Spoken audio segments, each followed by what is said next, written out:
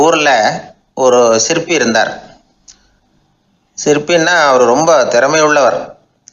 அதாவது எங்கேயாவது ஒரு கல் கிடந்தா போதும், அதை அப்படியே எடுத்துகிட்டு வருவார். கொஞ்ச நாள் கழித்து அவர் இடத்துக்கு போய் பார்த்தா அழகாக ஒரு சிற்பம் உட்காந்துருக்கும். இந்த கல்லாக கிடந்தது சிற்பமாக மாறி இருக்கும். அந்த அளவுக்கு பண்ணிவிடுவார். அப்பேற்பட்ட சிற்பி. எப்படிங்க அவ்வளவு மோசமான ஒரு கல்லில் இருந்து இவ்வளவு அழகாக ஒரு சிற்பத்தை உங்களால் வடிக்க முடிஞ்சுது அப்படின்னு கேட்டால், அது ஒன்றும் பெரிய விஷயம் இல்லைங்க. இந்த சிற்பம் ஏற்கனவே அந்த கல்லுக்குள்ளே இருந்தது. இதை சுற்றி இருக்கிற வேண்டாத பகுதிகளெல்லாம் உளியால் கொத்தி எடுத்துவிட்டேன், அவ்வளவுதான் என் வேலை. உடனே உள்ளே இருந்தது வெளியில் வந்துட்டுது அப்படிம்பார். அந்த அளவுக்கு திறமைசாலி. ஒரு சின்ன பாறை இல்லைன்னா கருங்கல்ல பார்த்துட்டாருன்னா போகிறோம், விடமாட்டார். அந்த கல்லோட அமைப்பை கவனித்து பார்த்துட்டு இதுக்குள்ளே ஒரு வீரன் ஒளிஞ்சிருக்காம்பார். அவர் கண்ணுக்கு தெரியும். இந்த கல்லுக்குள்ளே ஒரு துறவி உட்காந்துருக்காரும்பார். நமக்கெல்லாம் வெறும் கல்லாக தான் தெரியும். இந்த கல்லுக்குள்ளே ஒரு நடன மங்கை நடனம் ஆடிக்கிட்டு இருக்கா அப்படிம்பார். உடனே அந்த கல்லை கொண்டுகிட்டு வருவார். அவர் சொன்னது மாதிரியே உள்ளே இருக்கிற அவங்களையெல்லாம் வெளியில் கொண்டுகிட்டு வந்துடுவார். அதாவது வேண்டாத பகுதிகளெல்லாம் கொத்தி எடுத்துருவார். அவர் மொழியில் சொல்லப்போனால், இந்த சிற்பிக்கு ரொம்ப நாளாக மனசுக்குள்ளே ஒரு ஆசை. அதாவது உண்மை, தூய்மை, இதுக்கு உதாரணமாக இருக்கக்கூடிய புத்தர் சிலையை வடிக்கணும் அப்படிங்கிறது அவரோட ஆசை. ஆனால் அந்த ஆசை நிறைவேறாமலே இருந்துக்கிட்டு வந்தது. அதுக்கு என்ன காரணம்னா, அதுக்கு தகுந்த மாதிரி ஒரு கல் கிடைக்கல. கல் கிடைச்சா அதை செஞ்சிருவார். ரொம்ப காலமாக அங்கே இங்கே தேடி அலைஞ்சார். இந்த புத்தர் சிலை வடிக்கிறதுக்கு பொருத்தமாக ஒரு கல் கிடைக்குமா அப்படின்னு சொல்லி கண்ணில் படுற கல்லையெல்லாம் உத்து உத்து பார்ப்பார். உள்ளே புத்தர் இருக்காரான்னு கவனிப்பார். இருக்கிற மாதிரி எதுவும் தெரியல அவர் கண்ணுக்கு. சரி, இதுக்கு என்ன செய்யலாம்னு யோசனை பண்ணார். நேராக ஒரு புத்த மடாலயத்துக்கு போனார். அங்கே இருக்கிற ஒரு புத்த துறவியை சந்தித்தார். அவர்கிட்ட விசாரித்தார், சுவாமி, புத்தரின் தூய்மை ஒளிஞ்சிருக்கிற அந்த கல் எங்கே கிடைக்கும் அப்படின்னார். அந்த கல் இருக்கிற இடம் எதுன்னு இன்னமும் உங்களுக்கு தெரியலையா அப்படின்னு கேட்டார் துறவி. இல்லைங்க, அதுக்காகத்தான் அலைஞ்சிக்கிட்டு இருக்கிறேன் அப்படின்னார் இவர். சரி, கவலைப்படாதீங்க, ஏன் கூட வாங்க காட்டுறேன் அப்படின்னு அழைச்சிட்டு போனார். எங்கே போனார்னா, அந்த மடாலயத்தின் பின்பக்கம் போனாங்க. 2 பேரும் போனாங்க. அங்கே போய் பார்த்தா அங்கே ஒரு கிணறு இருந்தது. என்ன அது, நாம் கேட்டது கல், இவர் அழைச்சிட்டு வந்து காட்டுறது கிணறு அப்படின்னு இவருக்கு சந்தேகம். ஒரு மாதிரியாக பார்த்தார். அவர் சொன்னார், துறவி எட்டி பாருங்க உள்ள அப்படின்னாரு. கிணறுக்குள்ளே என்ன இருக்கும்னு இவருக்கு தெரியாதா, இருந்தாலும் அவர் சொல்கிறாரு அப்படின்னு சொல்லி எட்டி பார்த்தார். பார்த்தா அதில் தண்ணி இருந்தது. அந்த தண்ணியில் தன்னோட உருவம் தெரிஞ்சுது. இப்போ அந்த புத்த ஞானி சொன்னார், துறவியாரே, புத்தரை நாம தான் ஒழிச்சு வச்சிருக்கிறோம், நமக்குள்ளே தான் அவர் மறைஞ்சிருக்கிறார். அவரை அடையாளம் தெரியாதபடி மூடி இருக்கிறது எது தெரியுமா? நம்மக்கிட்ட இருக்கிற கோபம், போலித்தனம், பதட்டம், ஆசை, இதெல்லாம் தான். அறிவு அப்படிங்கிற ஒளியால் அதையெல்லாம் செதுக்கி எடுத்துட்டோம்னா அந்த அழகான புத்தர் வெளியில் வந்துடுவார் அப்படின்னு சொன்னார் துறவி. அதனால் நமக்குள்ளே இருக்கிற நம்மளை நமக்கே அடையாளம் தெரியல அப்படிங்கிறது தான் உண்மை. இந்த உண்மையான மனிதன் உள்ளே இருக்கிறான். இவர் கல்லை பார்த்துட்டு உள்ளே யார் இருக்காங்கிறது அவருக்கு தெரிஞ்சுது சிற்பிக்கு. ஆனால் உண்மையான புத்தர் எங்கே இருக்காருங்கிறத அவரால் அடையாளம் கண்டுபிடிக்க முடியல. அப்படி தான் பல பேர் இன்றைக்கி இருந்துக்கிட்டு இருக்கிறோம். ஒரு அப்பா தன்னுடைய பிள்ளைக்கு புத்தி சொன்னார், அதோ பார்ப்பா, மனசு தான் கல், அறிவு தான் உளி. உன்னுடைய மனசுங்கிற கல்லை அறிவுங்கிற ஒளியால் செதுக்கி அழகான மனிதனா நீ வெளியில் வரணும்னார். அதுக்காக தான்ப்பா தேடிகிட்டு இருக்கேன்னா அவன். மனசுங்கிற கல்லை தேடிக்கிட்டு இருக்கிறியா அப்படின்னு கேட்டார். இல்லைப்பா, அறிவுங்கிற ஒளி எங்கே இருக்குன்னு தெரியல எனக்கு, அதை தான் தேடிக்கிட்டு இருக்கிறேன் அப்படின்னு நானா. அதனால் அறிவை தேடிக்கிட்டு இருக்கிறவன் என்னைக்கு உண்மையை கண்டுபிடிக்க போகிறான், அதையே கண்டுபிடிக்க முடியலைங்கும் பொழுது. அதனால் நாம் யார் அப்படிங்கிறது நமக்கு அடையாளம் தெரியணும். அந்த அடையாளம் தெரிஞ்சுட்டா வாழ்க்கையில் வெற்றி நிச்சயம். நாட்டில் நல்லவங்க ஒருத்தர் 2 பேர் இருக்கிறதுனால தாங்க மழையே பெய்யுது அப்படின்னு சொல்கிறது உண்டு. நல்லார் ஒருவர் உளரேல் அவர் பொருட்டு எல்லாருக்கும் பெய்யும் மழை. சில சமயம் ரொம்ப பேர் திடீர்னு நல்லவங்களாக ஆகிடுவாங்க போல இருக்குது. அதனால தான் விடாமல் பேய் மழையாக கொட்டி தீர்த்துடுது. எல்லாரும் நல்லவங்களாயிட்டா உலகமே தாங்காது போல இருக்கே. அப்பப்போ ஒருத்தர் 2 பேர் நல்லவங்களாகணும். அப்போ தான் சீராக மழை பெய்யும். மாதத்துக்கு 3 பேர் நல்லவங்களானா மாதம் மும்மாரி பொழியும். இதெல்லாம் வேடிக்கை பேச்சு. இப்போ இதெல்லாம் ஒரு பக்கம் இருக்கட்டும். இப்போ விஷயத்துக்கு வருவோம். ஒரு கும்பலில் நல்லவன் யார் அப்படிங்கிறத எப்படி கண்டுபிடிக்கிறது? இதுக்கு ஒரு வேடிக்கை கதை உண்டு. என்னுடைய நண்பர் ஒருத்தருக்கு அவங்க பாட்டியம்மா சொன்ன கதையும் அது. அது என்ன கதைன்னா, ஒரு ஊரில் ஒரு சமயம் பலமான மழை பெய்ய ஆரம்பிச்சுட்டு தான். இடி மின்னல் ரொம்ப கடுமையாக இருந்திருக்குது. ஆரம்பித்த மழை வர வர கடுமையாக ஆகிட்டு இருக்குதே தவிர நிற்கிற பாடாக தெரியல.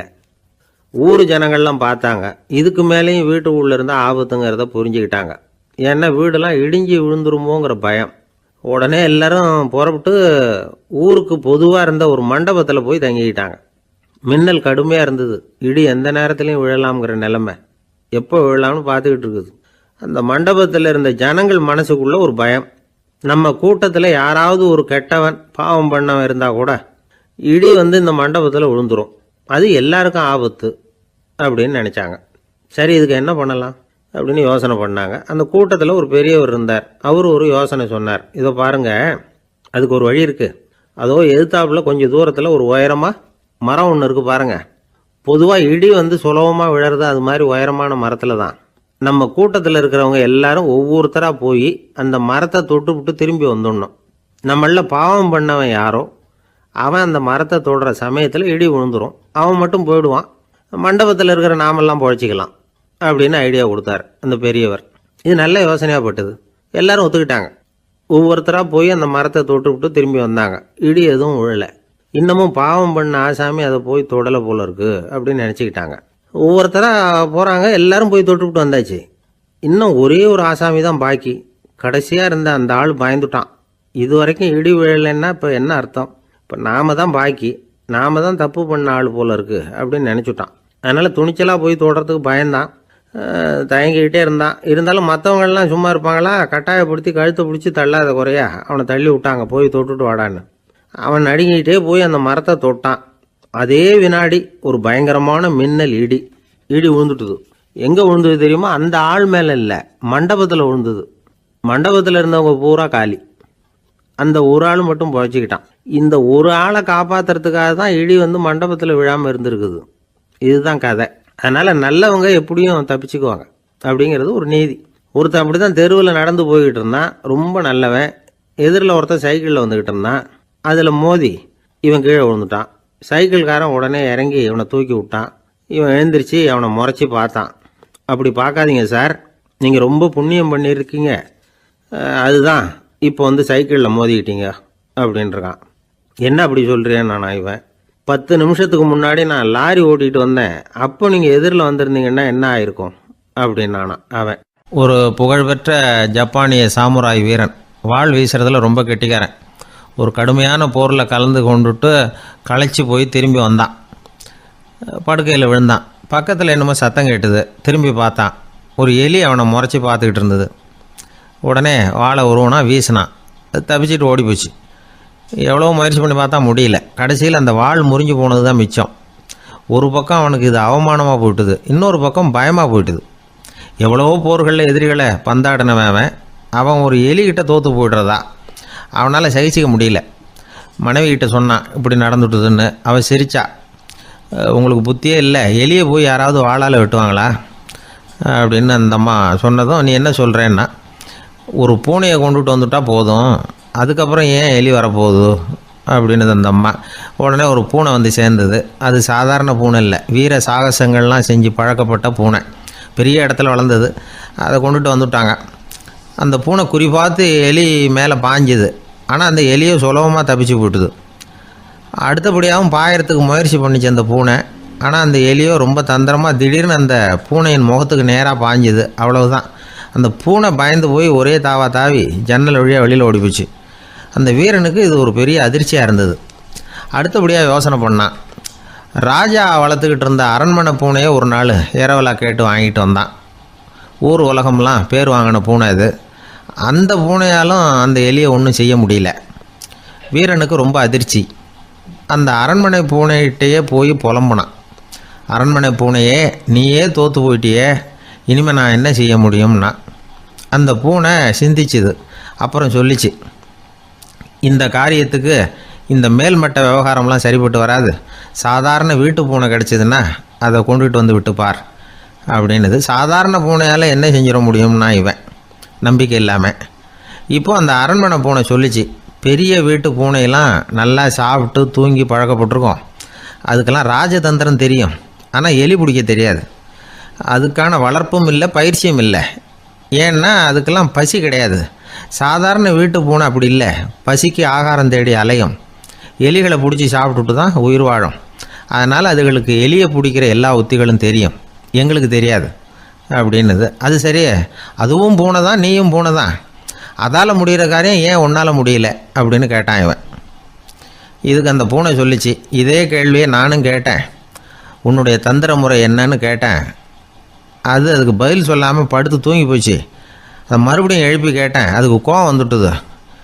இதில் என்ன தந்திர முறை வேண்டியிருக்கு? நான் ஒரு பூனை, அவ்வளவுதான். பூனைன்னா பூனை, பூனை எலியை பிடிக்கும், நான் எலியை பிடிக்கிறேன், அவ்வளவுதான்னுது அப்படின்னு சொல்லி விவரமாக சொல்லிச்சு அந்த அரண்மனை பூனை. உடனே ஒரு சாதாரண பூனையை கொண்டுட்டு வந்துட்டாங்க. கொண்டாந்து விட்டால் அது பார்க்குறதுக்கு ரொம்ப சாதாரணமாக தெரிஞ்சுது. இந்த வீரனுக்கு நம்பிக்கை வரல. இருந்தாலும் அதை கொண்டுட்டு வந்து வீட்டுக்குள்ளே விட்டான். ஒரே நிமிஷம் அந்த எலியை கவிட்டு வெளியில் ஓடி போச்சு. மேலிடத்து பூனைகள்லாம் இதை வேடிக்கை பார்த்துக்கிட்டு வெளியில் நின்றுக்கிட்டு இருக்குது. எல்லாரும் மெதுவாக அந்த பூனையை நெருங்கி, உங்ககிட்ட அப்படி என்ன தனிப்பட்ட திறமை, அதோட ரகசியம் என்னன்னு கேட்டாங்க.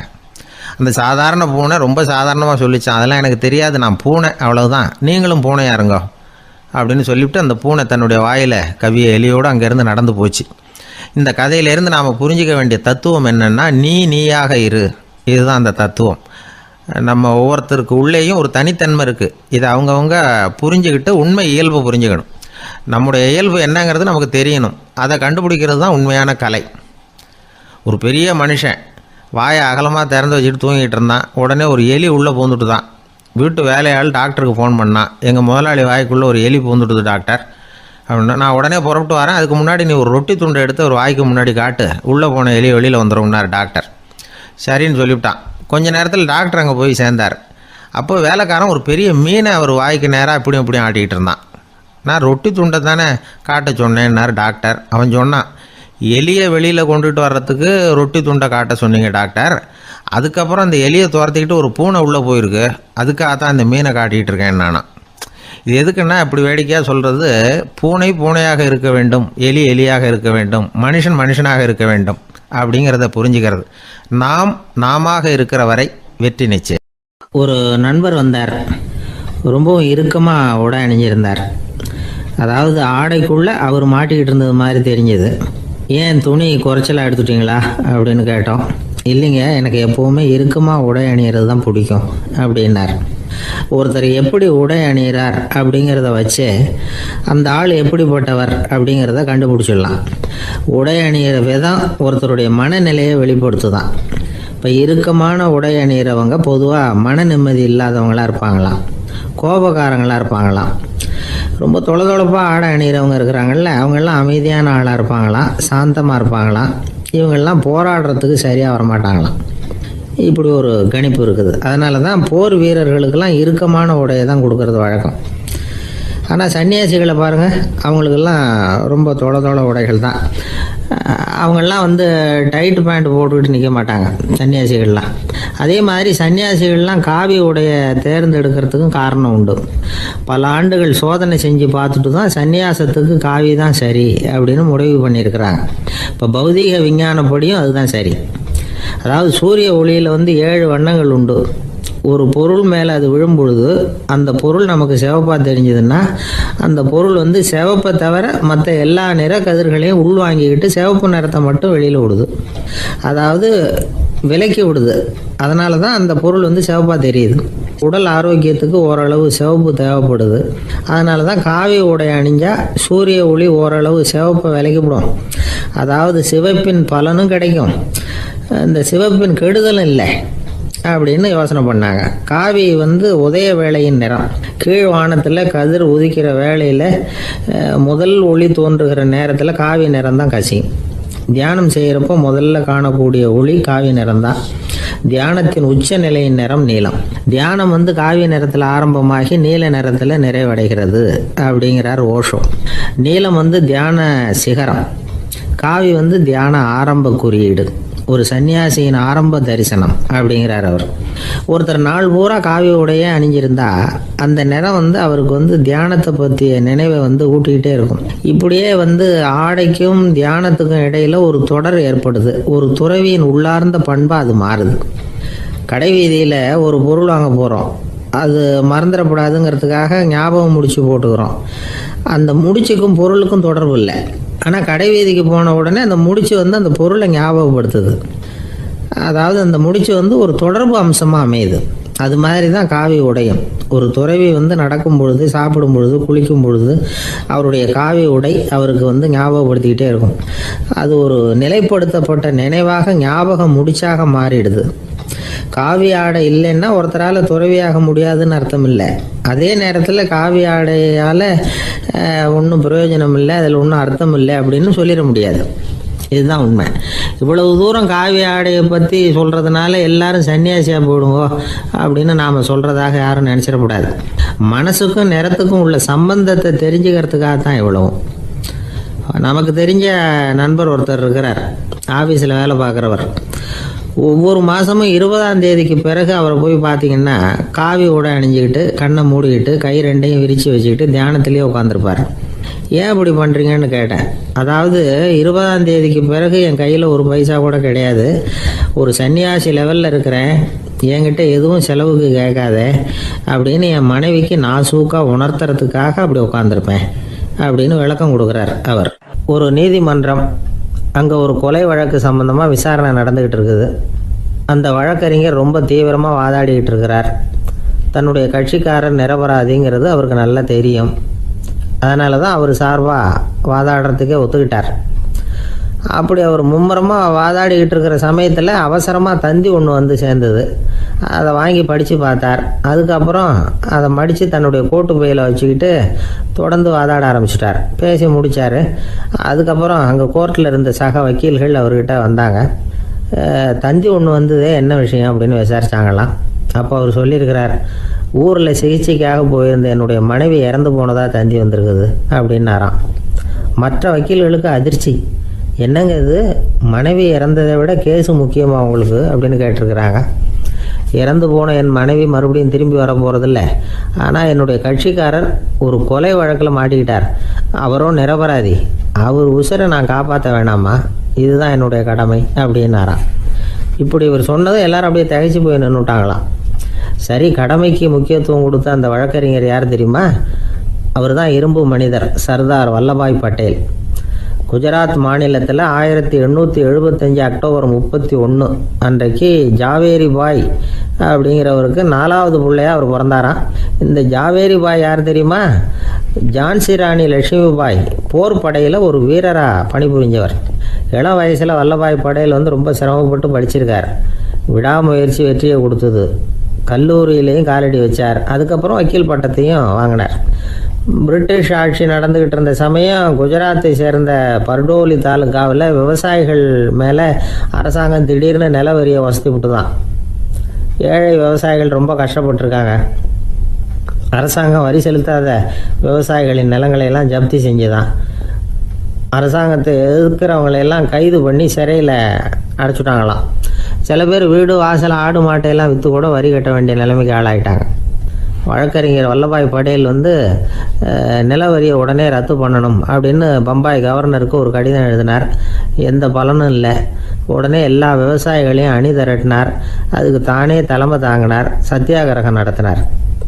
அந்த பகுதியில் எந்த வேலையும் நடக்கலை. வேறு வழி இல்லை. ஆட்சியாளர்கள் உடனே வரியை ரத்து பண்ணாங்க. சிறையில் இருந்தவங்களெல்லாம் வெளில விட்டாங்க. 1928 ஆகஸ்ட் 6 சர்க்காருக்கும் விவசாயிகளுக்கும் இடையில் ஒரு உடன்பாடு ஏற்பட்டது. அதுக்கப்புறம் தான் நிலைமை சரியாக போச்சான்.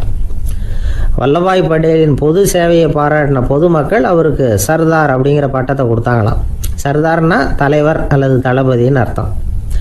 இரும்பு மனிதர்னு இவருக்கு பேர். இருந்தாலும் நகைச்சுவை உணர்வும் இவருக்கு நிறைய உண்டு. ஒரு தடவை ஒரு பத்திரிகை நிருபர் வந்திருக்கார்.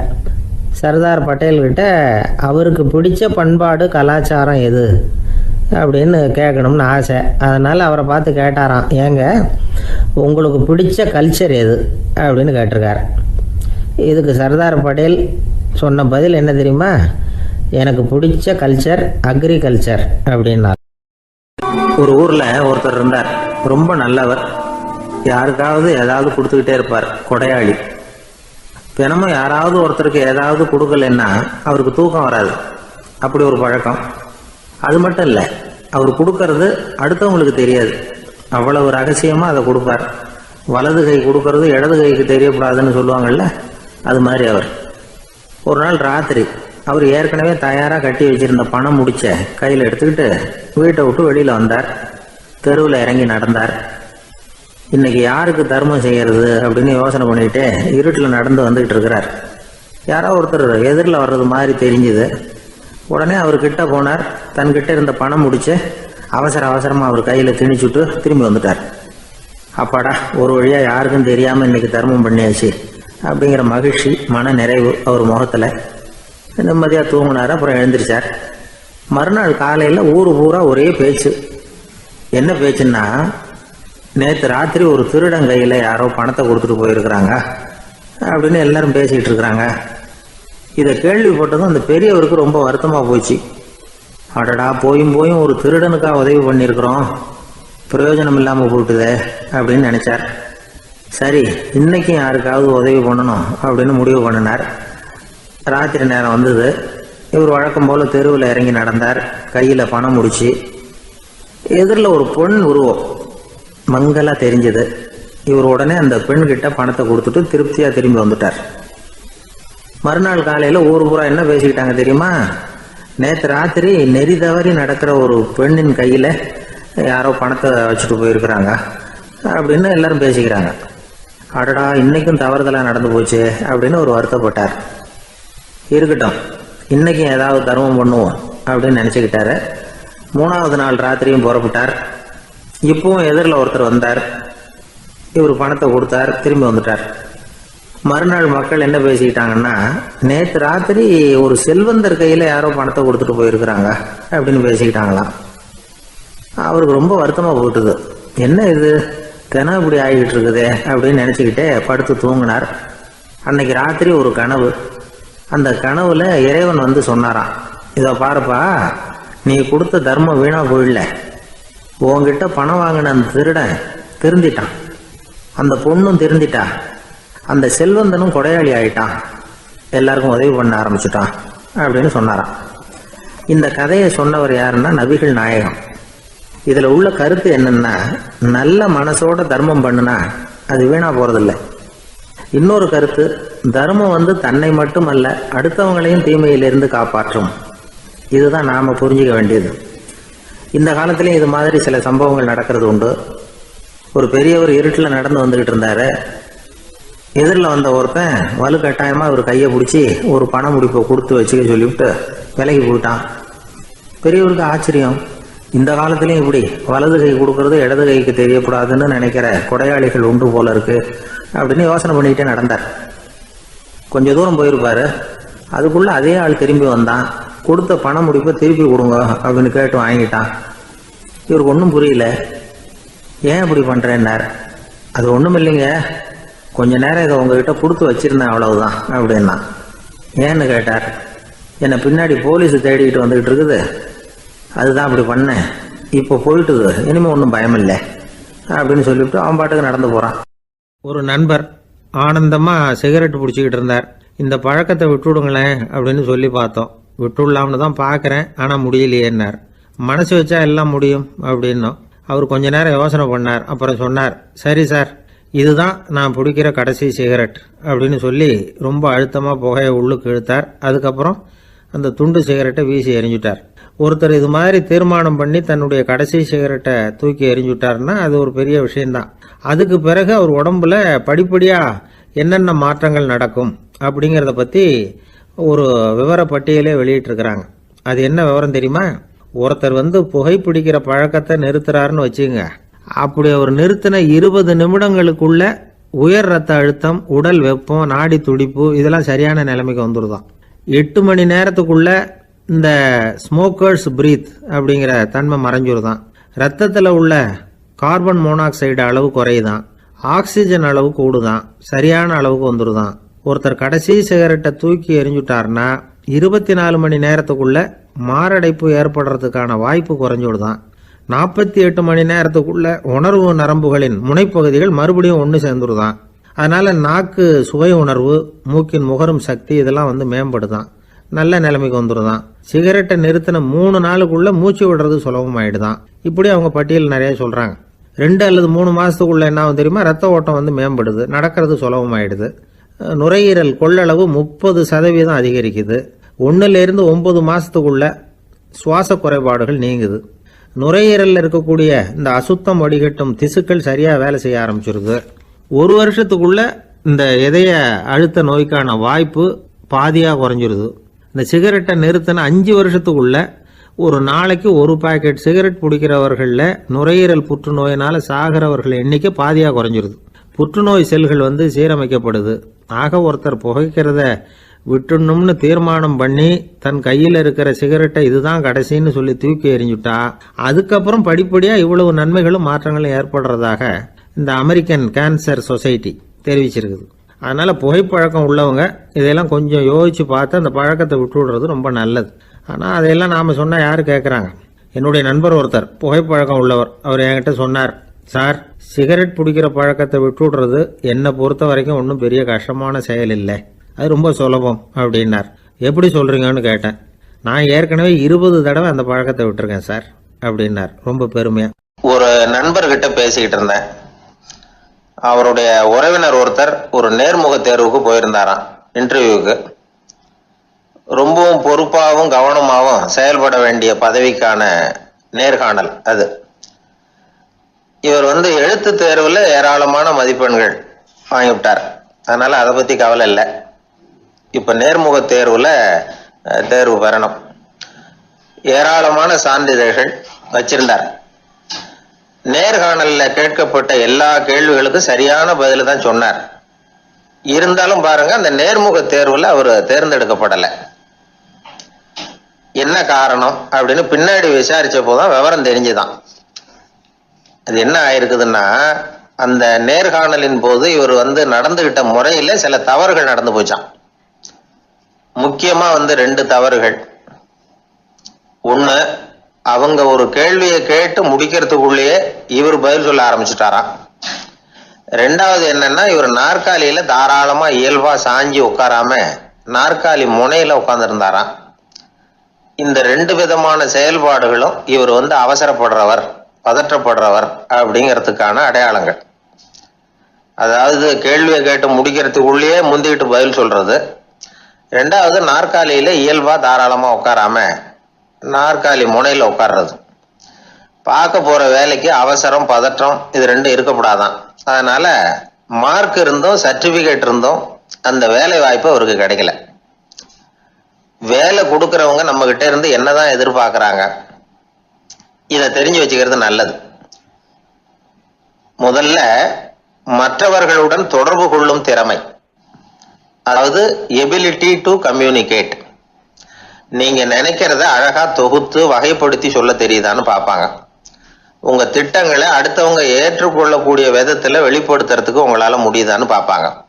இதுக்கு என்ன செய்யறது? குழப்பம் இல்லாம சிந்திக்கணும், குழப்பம் இல்லாம பேசணும்.